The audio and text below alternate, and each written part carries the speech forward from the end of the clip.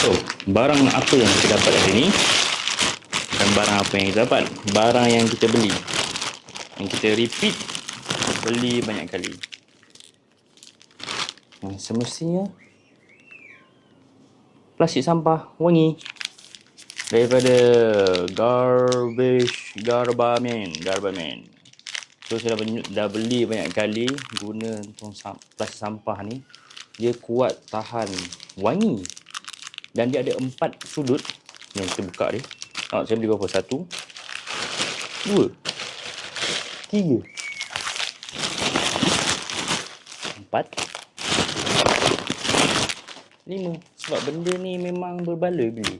Kenapa berbaloi? Satu, sebab dia wangi. Sampah anda takkan berbau busuk.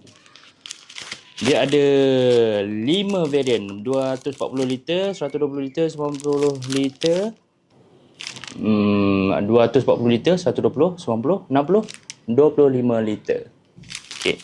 Jom kita buka dia. Dalam ni dia akan provide kat kita dalam 15 bag.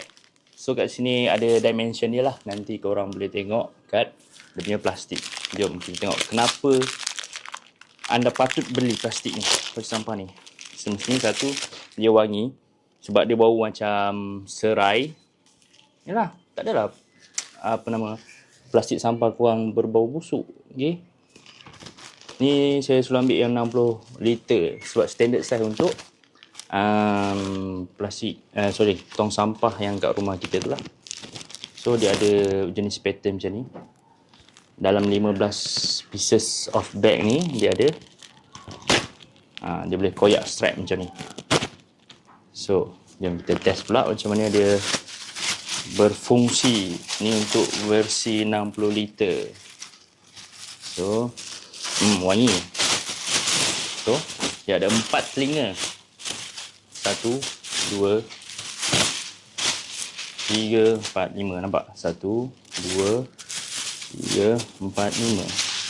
So senang.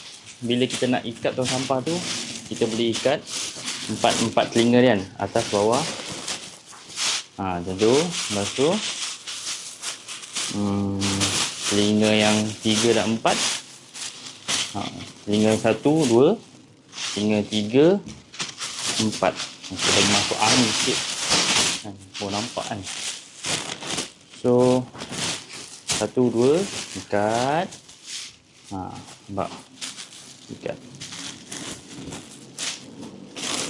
3, 4 ikat.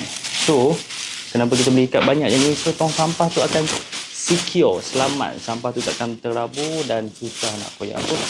Daripada ketahanan bas ni tahan. Dia nak koyak susah. Nanti kita demo nak angkat barang dia. Dia stretch. So boleh cek di link yang disediakan. Beli jangan tak beli. Satu pembelian yang amat-amat berbaloi. Sebab saya selalu ulang beli. Okey.